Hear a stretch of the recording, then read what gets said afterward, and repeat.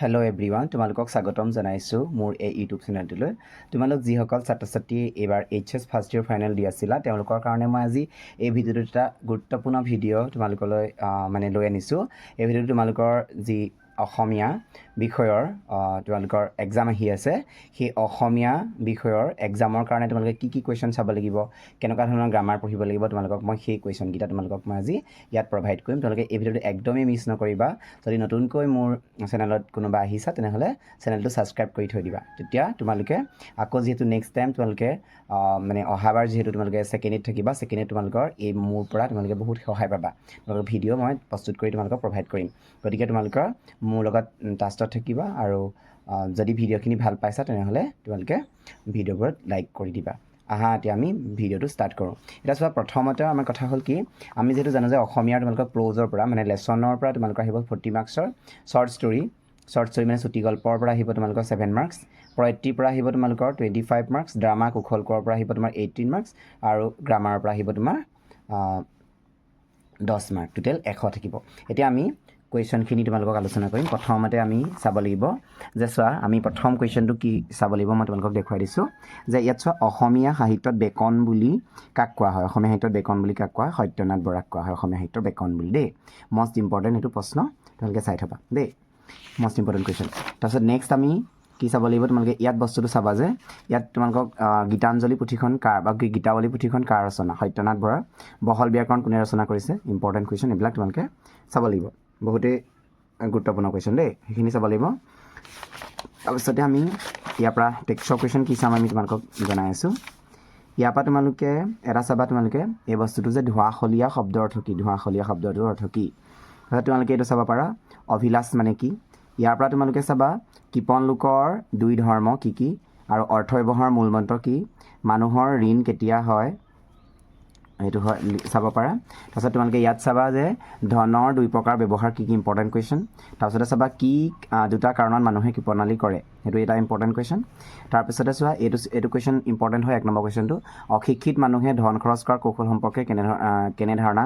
কৰে লিখা। তাৰপিছত মানুহে ঋণক পাপৰ লগত কিয় তুলনা কৰে? Important question. আৰু ধন সুখ ভোগৰ উপায় নহয়, চং ধনেই সুখ ব্যাখ্যা কৰা। ইম্পৰ্টেণ্ট কুৱেশ্যন দেই। আৰু এটা তোমালোকৰ ইম্পৰ্টেণ্ট আছে, ধনৰ ব্যৱহাৰ শীৰ্ষক পাঠটি ক'ৰ পৰা লোৱা হৈছে আৰু এই পাঠটোৰ লিখক কোন আৰু ক'ৰ পৰা লোৱা হৈছে? ধনৰ ব্যৱহাৰ শীৰ্ষক পাঠটোৰ লেখক হৈছে সত্যনাথ বৰা আৰু ক'ৰ পৰা লৈছে? সাৰথি নামৰ গ্ৰন্থখনৰ পৰা লোৱা হৈছে। ইম্পৰ্টেণ্ট কুৱেশ্যন, সেইটো চাবা। তাৰপিছত আহি গ'ল অসমত মহাত্মা গান্ধীৰ পুনৰ প্ৰথম পদাৰ্পণ। তাত তোমালোকে চাবা যে এনেকুৱা ধৰণৰ কুৱেশ্যন আহি থকা পৰীক্ষাত দেখা গৈছে যে তোমালোকৰ পদ্মনাথ গোহাঁই বৰুৱাই ৰচনা কৰা দুখন নাটকৰ নাম। Most important question. আৰু তেওঁ উপন্যাস দুখনৰ নামটো কি? সেইটো আহিব পাৰে পৰীক্ষাত, ভানুমতী আৰু লহৰী। এইবিলাক তোমালোকৰ খুব গুৰুত্বপূৰ্ণ কুৱেশ্যন। তাৰপিছত আমি টেক্সটৰ পৰা কি চাম, তোমালোকে এই বস্তুটো চাবা, অসমত মহাত্মা গান্ধীৰ পোনপ্ৰথম পদাৰ্পণ শীৰ্ষক পাঠটি ক'ৰ পৰা লোৱা হৈছে? তাৰপিছত চাবা তোমালোকে মহাত্মা গান্ধীয়ে কেতিয়া প্ৰথমবাৰৰ বাবে অসম ভ্ৰমণ কৰিছিল? তাৰপিছত চাবা তোমালোকে পদ্মনাথ গোহাঁই বৰুৱাৰ আত্মজীৱনীখনৰ নামটো কি? Important question. আগৰৱালাৰ প্ৰকীঘৰ ক'ত অৱস্থিত? গান্ধীজীৰ সন্মানাৰ্থে প্ৰকীৰ সন্মুখত আয়োজিত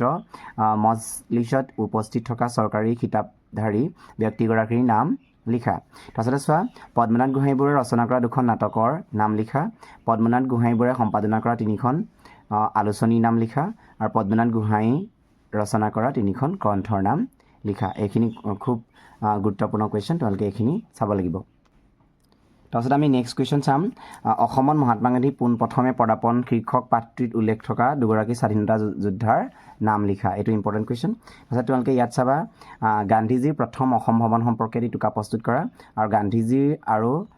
পদ্মনাথ গোহাঁই বৰুৱাৰ মাজৰ কথোপকথনখিনি তোমাৰ ভাষাত বুজাই লিখা। ইম্পৰ্টেণ্ট কুৱেশ্যন, এইখিনি তোমালোকে চাব লাগিব। তাৰপিছতে আমি নেক্সট চাম তোমালোকৰ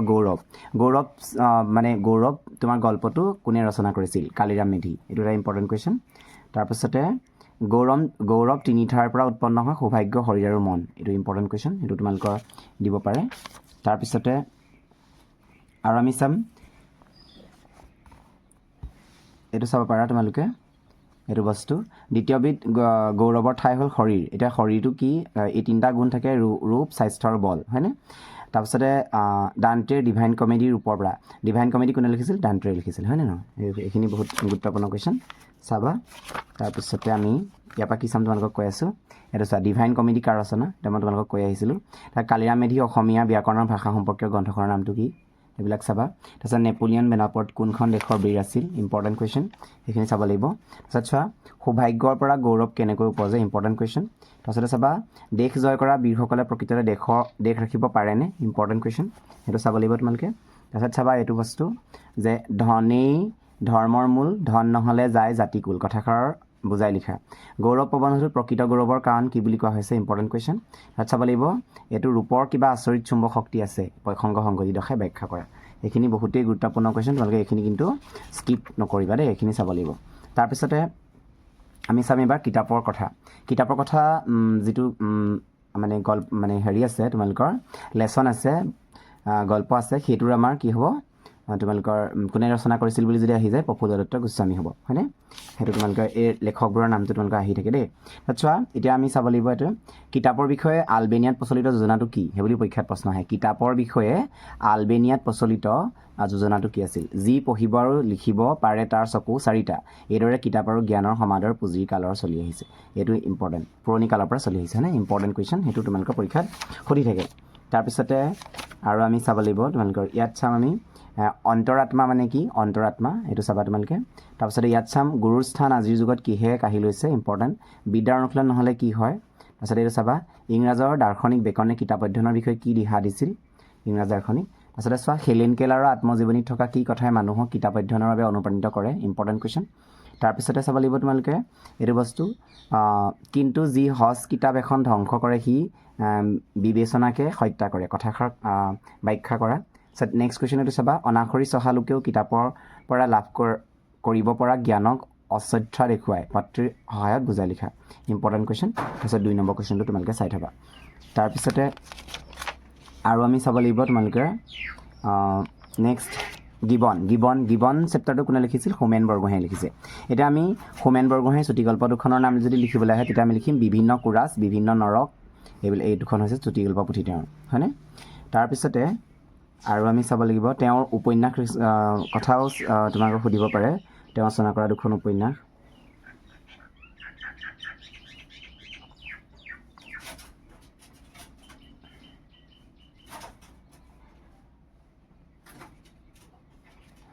এইখন চোৱা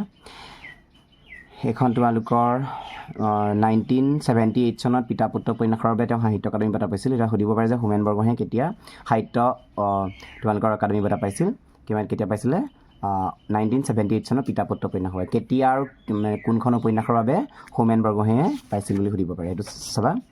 তোমালোকক খুব সেইবিলাক কুৱেশ্যন দিব তাৰমানে মই সেইকাৰণে তোমালোকক সেইখিনি দি দিছোঁ দেই তাৰপিছত ইয়াত চাবা তোমালোকে এই বস্তুটো খুব সুধি থাকে মানে পেৰাডাইজ লছ কি ভাষাত লিখা আৰু এইটো তোমাৰ কোনে লিখিছিল সেইবুলি প্ৰশ্ন আহে এতিয়া আমি তেতিয়া লিখিব লাগিব মিল্টনে লিখিছিল পেৰাডাইজ লছ আৰু এখন কি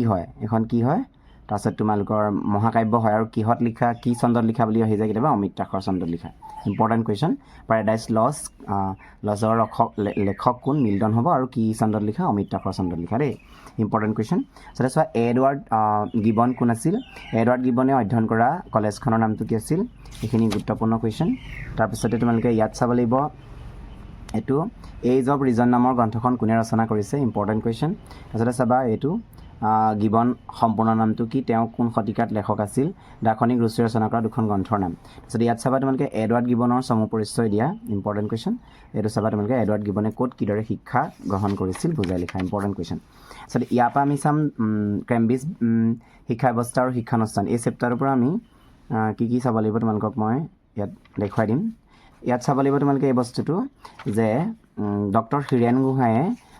ৰচনা কৰা গৱেষণামূলক গ্ৰন্থখনৰ নামটো কি ইম্পৰ্টেণ্ট কুৱেশ্যন এইটো চাব লাগিব তোমালোকে এইটো চাব লাগিব যে এইটো উত্তৰটো হ'ব কিমান কি tradition and paradise lost important দেই এইটো পৰীক্ষাত দিয়ে মই সেইটো তোমালোকে আন্দোলন কৰিছোঁ এইখিনি তাৰপিছতে আৰু চাব লাগিব আমি এই বস্তুটো ইয়াৰ পৰা কি চাম তোমালোকক ইয়াত দেখাই আছোঁ মই ইয়াত চাবা তোমালোকে এইটো কেম্ব্ৰিজ বিশ্ববিদ্যালয় কোনখন নদীৰ উপত্যকাত অৱস্থিত হয়নে তাৰপিছত কেম্ব্ৰিজ বিশ্ববিদ্যালয়ৰ অধীনত কেইখন কলেজ আছে ইম্পৰ্টেণ্ট কুৱেশ্যন তাৰপিছতে কেম্ব্ৰিজ বিশ্ববিদ্যালয় কোনে প্ৰতিষ্ঠা কৰিছিল জৰ্জ ষ্ট্ৰাইনাৰ কোন হয়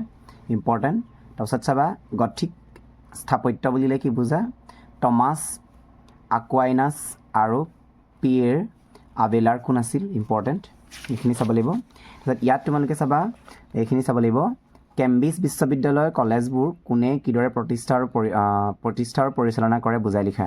তাত চাবা ডক্টৰ হীৰেণ গোহাঁই সাহিত্য প্ৰতিভাৰ বিষয়ে চমুকৈ লিখা আৰু কেম্ব্ৰিজ বিশ্ববিদ্যালয়ে পাঠদানৰ কাৰ্য সম্পৰ্কে চমুকৈ আলোচনা কৰে ইম্পৰ্টেণ্ট কুৱেশ্যন সেইখিনি তোমালোকে চাব লাগিব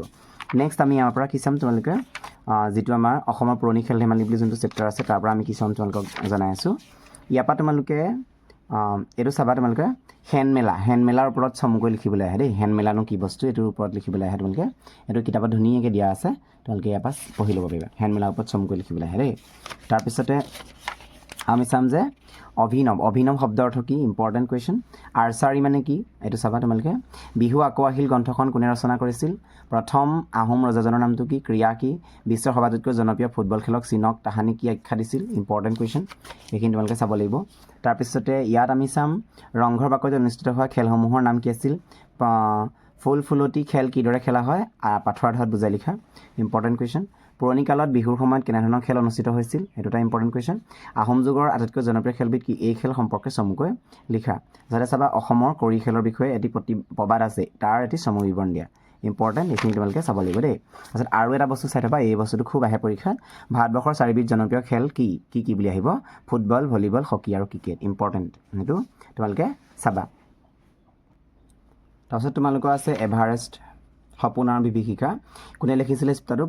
প্ৰণয় বৰদলৈ লিখিছে তাৰ পৰা আমি চাম কি চাম তোমালোকক মই জনাই আছোঁ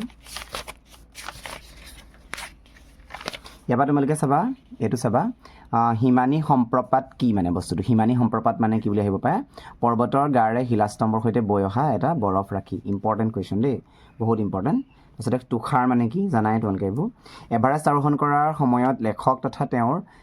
সতীৰ্থই কি পৰিধান কৰিছিল ইম্পৰ্টেণ্ট পৃথিৱীৰ সৰ্বোচ্চ শৃংগ মাউণ্ট এভাৰেষ্ট সমুদ্ৰপৃষ্ঠৰ পৰা কিমান ফুট ওপৰত আছে সেইটো এটা ভাল কুৱেশ্যন নেপালীসকলৰ জনবিশ্বাস মতে সাগৰ মাথা বা মাউণ্ট এভাৰেষ্টৰ জীয়ৰী বুলি কাক জনা যায় ইম্পৰ্টেণ্ট কুৱেশ্যন সেইটো চাবা তোমালোকে এইটো প্ৰশ্ন চাবা হিমানী সম্প্ৰপাতৰ প্ৰলয়ংকাৰী ৰূপক প্ৰতিহত কৰি অসম এভাৰেষ্ট অভিযানৰ দলটোৱে নিজকে মৃত্যুপথৰ পৰা উদ্ধাৰ কৰিবলৈ কেনেধৰণে কৌশল অৱলম্বন কৰিছিল তাৰপিছতে চাবা এইটো খুম্ব আইচ ফেল বুলিলে কি বুজা ইম্পৰ্টেণ্ট কুৱেশ্যন প্ৰথম অসমীয়া এভাৰেষ্ট আৰোহণকাৰী দুজন কোন আছিল ইম্পৰ্টেণ্ট তাৰপিছতে চাবা এইটো হিমানী সম্প্ৰপাতৰ পিছত অভিযানকাৰী দলটিয়ে নিজৰ কেম্পলৈ গৈ বৰফৰ দৈত্যৰ কেনে ধ্বংসলীলা দেখিছিল ইম্পৰ্টেণ্ট কুৱেশ্যন তাৰপিছতে চাব লাগিব ইয়াত তোমালোকে এইটো অসম এভাৰেষ্ট অভিযানৰ দলটিৰ উভতনি যাত্ৰা কেনেকুৱা আছিল ব্যাখ্যা কৰা ইম্পৰ্টেণ্ট কুৱেশ্যন সেইখিনি তোমালোকে চাব লাগিব তাৰপিছতে বি আৰ প্ৰেজেণ্ট এই চেপ্টাৰটো লিখিছিল তোমাৰ সৈয়দ আব্দুল মালিকে এইটো পৰীক্ষাত দিয়ে যে বি আৰ প্ৰেজেণ্টটো কোনে লিখিছিল দেই সেইটো পৰীক্ষাত আহিব পাৰে তাৰপিছত তোমালোকে ইয়াৰ পৰা চাব লাগিব তোমালোকৰ গল্পকাৰজনৰ যিটো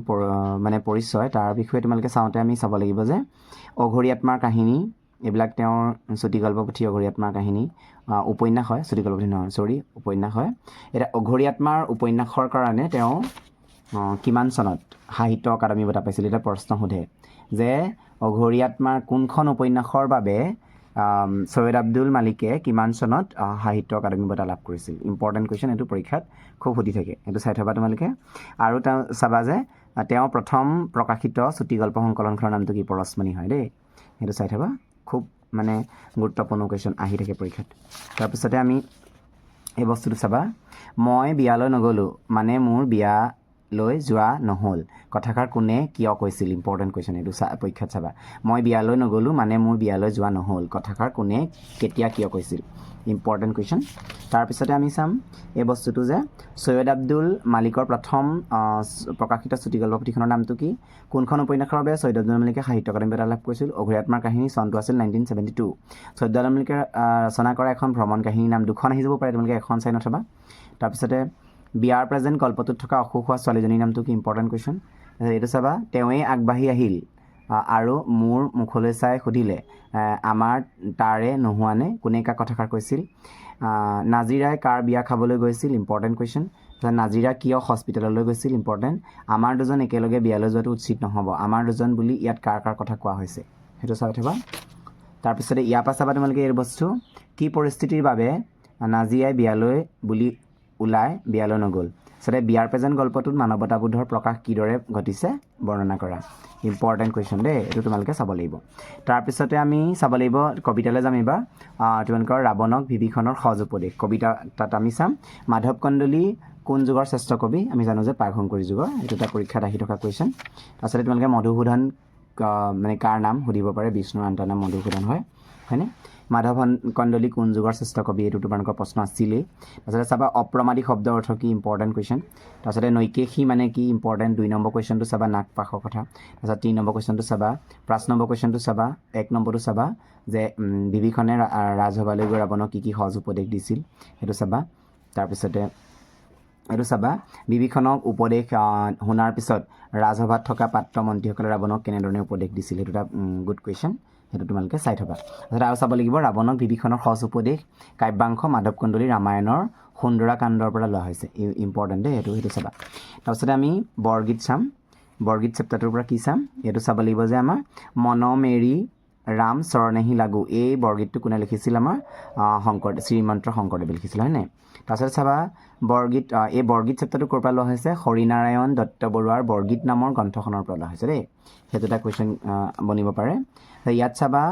জলনিধি যা মানে কি সেইটো চাবা জনাৰ্দন মানে কি ইম্পৰ্টেণ্ট কুৱেশ্যন এইখিনি তোমালোকৰ MCQ সুধিবা মধু ৰিপু মানে কি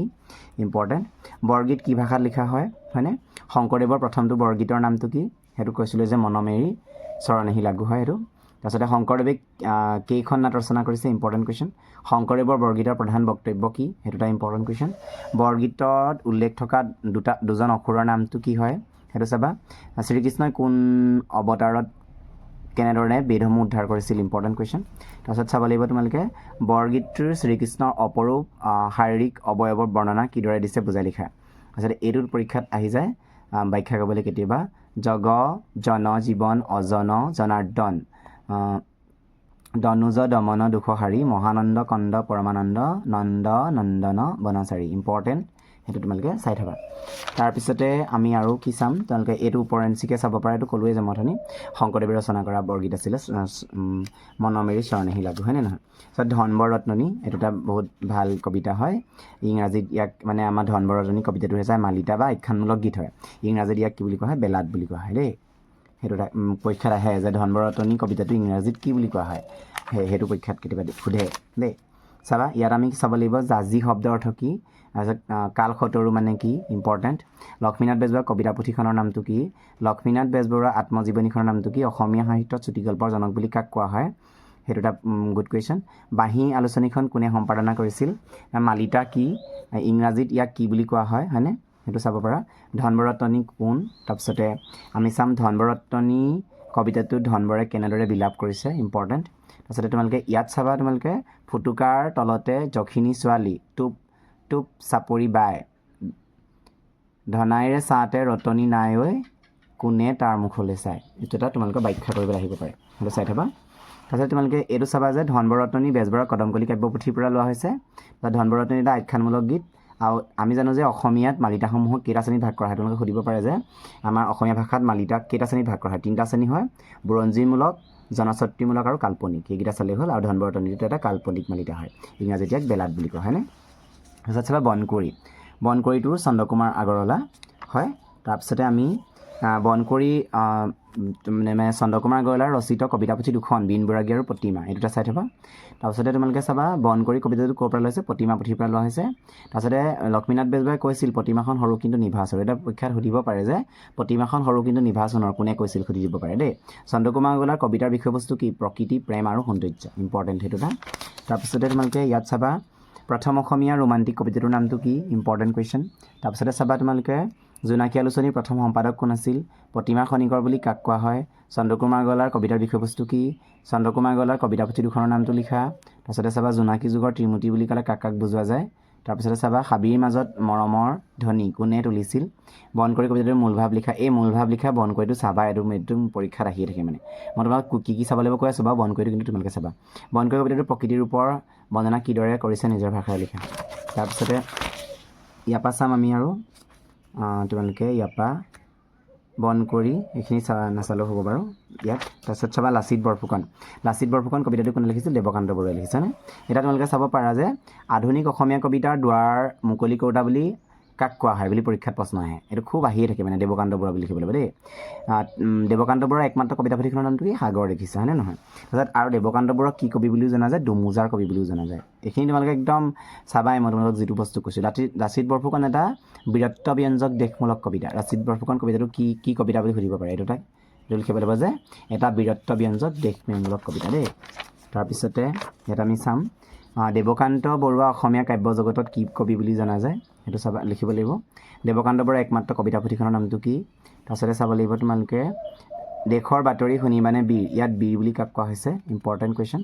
তো তোমালোকে চাবা তাৰপিছতে চাবা ইয়াত তোমালোকে এইটো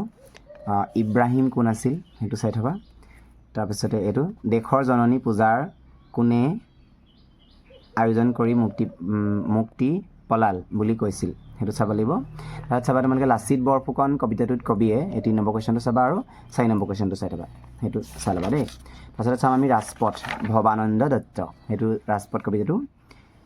এইটো তোমালোকে চাই থবা এইটো বহুত ভাল কবিতা মোৰ বহুত ভাল লাগে মানে আগতে আমিও পঢ়োঁতেও এইটো পাইছিলোঁ তোমালোকৰ ৰাজপথটো বহুতেই ভাল কবিতা মানে মোৰ বহুত ভাল লাগে আৰু তোমালোকৰ এই ধনবৰতনীটো ভাল বাৰু বন কৰিটো ভাল এইখিনিও পাইছোঁ আমি আগতে এতিয়া চোৱা এইটো আমাক পৰীক্ষাত প্ৰশ্ন এটাই সুধি থাকে যে এতিয়া সুধিব পাৰে যে মানে যিটো ৰাজপথ কবিতাটো প্ৰথমে কোনখন আলোচনীত আৰু কেতিয়া প্ৰকাশ পাইছিল কোন সংখ্যাত মানে জয়ন্তীৰ প্ৰথম সংখ্যাত এইটো সুধি দিব পাৰে দেই ৰাজপথ কবিতাটো কি বুলি কোনখন আলোচনী কোন সংখ্যাত জয়ন্তীৰ প্ৰথম সংখ্যাত 2 নম্বৰ পাই যাবা তেতিয়া আৰু নচিকতা কাৰ ছদ্মনাম দিলে ভৱানন্দ দত্তৰ হ'ব হয়নে নহয় ইয়াত 3টা কুৱেশ্যন পাই গ'লা আৰু পাঠটো নিৰ্বাচনৰ উদ্দেশ্য কি বুলি পৰীক্ষাত আহিব পাৰে যে ৰাজপথ কবিতাটোৰ নিৰ্বাচনৰ মানে কাৰণটো কি আধুনিক বাস্তৱবাদী কবিতাৰ প্ৰথম স্তৰৰ চানেকিৰ সৈতে ছাত্ৰ ছাত্ৰীক পৰিচয় কৰি দিয়াই হৈছে ইয়াৰ কি মানে মূল উদ্দেশ্য হয়নে নহয় ইয়াত 3টা প্ৰশ্ন পালা এটা কি হ'ল এটা হৈছে যে তোমালোকৰ ৰাজপথ কবিতাটো কোনখন আলোচনী কোন সংখ্যাত প্ৰকাশ পাইছিল আৰু নচিকতা কাৰ ছদ্মনাম আৰু এটা পাই গ'লা যে ইয়াক কিয় চিলেকশ্যন কৰা হৈছিল ইয়াৰ উদ্দেশ্যটো কি মানে সেইটো এটা পাই গ'লা মেঘনি শব্দ অৰ্থ কি মেঘনি শব্দ হৈছে এবিধ মূল্যৱান কাঠ হয়নে নহয় তাৰপিছত চোৱা ইয়াত তোমালোকে চাবা যে ব্লেক আউট মানে কি অসমীয়া কবিতাৰ কাহিনী গ্ৰন্থখনৰ ৰচক কোন নচিকতা কাৰ ছদ্মনাম এইটো ইয়াত পাইছোঁৱেই আমি তাৰপিছত চাবা ৰাজপথৰ কাষৰ ফুটপাথত কোন কেনেকৈ থাকে ইম্পৰ্টেণ্ট কুৱেশ্যন এইটো চাব পাৰা ৰাজপথ কবিতাটোৰ জৰিয়তে আধুনিক সভ্যতাই সৃষ্টি কৰা প্ৰেমৰ নগ্ন স্বৰূপ কেনেদৰে প্ৰকাশ হৈছে বুজাই লিখা তাত চাব লাগিব এইটো সমাজ জীৱনৰ শ্ৰেণী বৈষম্যৰ ছবিখন ৰাজপথ কবিতাটোত কেনেদৰে প্ৰকাশ পাইছে লিখা আচলতে এইটো তোমালোকে হেৰি চাব পাৰা প্ৰসংগ সংগতি ব্যাখ্যা কৰাটো চাব পাৰা 4 নম্বৰ কুৱেশ্যনটো চাই থবা তাৰপিছতে ইয়াৰ পৰা আমি চাম এখন চিঠি এইবাৰ আমাৰ এখন চিঠি কবিতাটো পালোহি আমি তাত চাব লাগিব তোমালোকে এখন চিঠি কোনে লিখিছিল হেম বৰুৱাই লিখিছেনে ইয়াৰ পৰা আমি চাম যে এখন চিঠি যি হেম বৰুৱাই ৰচনা কৰা কবিতা পুথি হ'ল বালিচন্দা মনময়ূৰী এইকেইটা মানে পৰীক্ষাত সুধিব পাৰে আৰু এখন চিঠি কবিতাটো ক'ৰ পৰা লোৱা হৈছে মনময়ূৰী কাব্যগ্ৰন্থৰ পৰা লোৱা হৈছে বা কাব্যপুথিৰ পৰা মেঘাচ্ছন্ন শব্দ অৰ্থ কি আৰু মোহনা মানে কি এইখিনি ভাল প্ৰশ্ন তাৰপিছতে তুমি এখন চিঠি কবিতাটো হেম বৰুৱাৰ কোনখন কবিতা পুথিৰ অন্তৰ্গত হেম বৰুৱাই সম্পাদনা কৰা অসমীয়া আলোচনীখনৰ নামটো কি ইম্পৰ্টেণ্ট হয় গিৰিপথ ক'ত অৱস্থিত তাৰপিছতে চাবা তোমালোকে এখন চিঠি কবিতাত সৈনিকজন যুদ্ধলৈ যাবৰ সময়ত তেওঁৰ পত্নীয়ে কি কৰিছিল সৈনিকজনে মৃত্যুক কেনেদৰে গ্ৰহণ কৰিছে সেইটো চাবা তাৰপিছতে সৈনিকজনে চিঠিখনত সেইদিনা ডাকত দিব নোৱাৰাৰ কাৰণ কি আছিল এখন চিঠি কবিতাত পত্নীৰ প্ৰতি সৈনিকজনৰ কেনে মনোভাৱ প্ৰকাশ পাইছে সেইটো এটা ভাল কুৱেশ্যন কেনে মনোভাৱ প্ৰকাশ পাইছিল তাৰপিছতে আৰু চাব লাগিব যে সৈনিকৰ দেশপ্ৰেম এখন চিঠি কবিতাটোত কেনেদৰে প্ৰকাশ পাইছে লিখা তাৰপিছতে ইয়াত চাব লাগিব তোমালোকৰ মৃত্যুৱে যদি অভিনন্দন জনায় সেই মৃত্যু পাৰিজাত ফুল তাত দেৱতাৰ আশীৰ্বাদ আছে এইটো প্ৰসংগ সংগতি ব্যাখ্যা কৰা আহিব পাৰে আৰু ৰামধেনু যুগৰ কেইগৰাকীমান কবিৰ নাম লিখা এইটো এটা গুড কুৱেশ্যন হয় এইটো পৰীক্ষাত আহি থাকে মানে সেইটো চাই থবা ৰামধেনু যুগৰ 2জনমান কবি দেই তাৰপিছতে আমি এইবাৰ তোমালোকৰ হেৰি আহি গ'লোঁ কি বুলি কয় ব্যাকৰণত আহিলোঁ ব্যাকৰণত অহাৰ আগতে মই তোমালোকক এটা বস্তু কৈ দিছোঁ যে তোমালোকক কৈছিলোঁ যে মই কবিতাৰ কি মূলভাৱ চাব লাগিব তোমালোকে ইয়াত কি মূলভাৱ চাবা মই তোমালোকক কৈ দিছোঁ চোৱা তোমালোকে একদম মানে মেইনটো বন কৰিটো আহিয়ে থাকে পৰীক্ষাত তোমালোকে বন কৰিটো চাই থবা তোমালোকে লাচিত বৰফুকন চাই থবা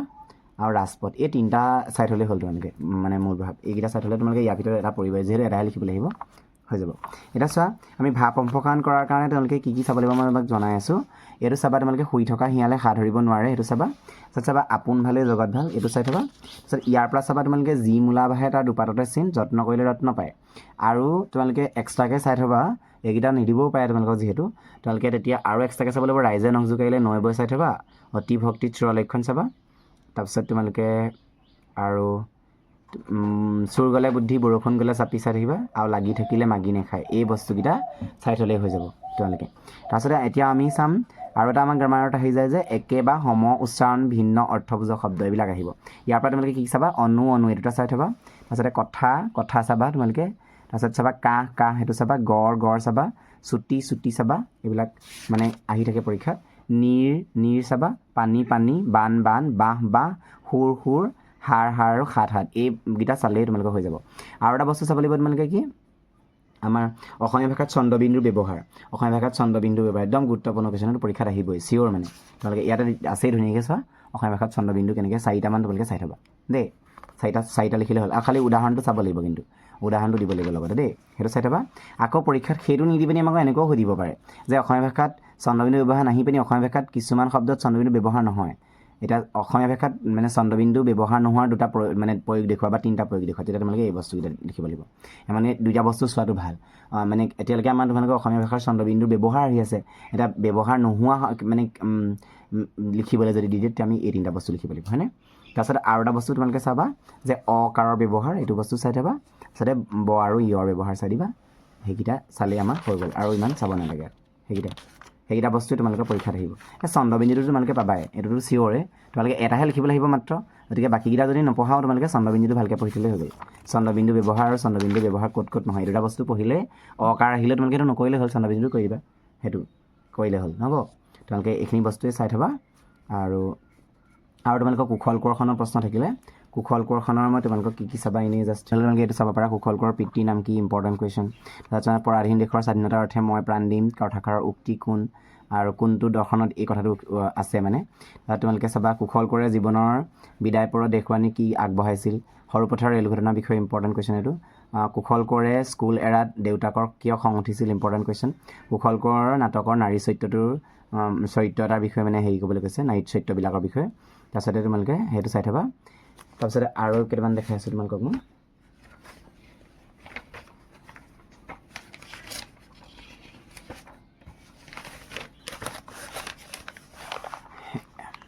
এইটো চাবা তোমালোকে সৰুপথাৰ ৰেল দুৰ্ঘটনা কেতিয়া সংঘটিত হৈছিল তাৰপিছতে চাবা তোমালোকৰ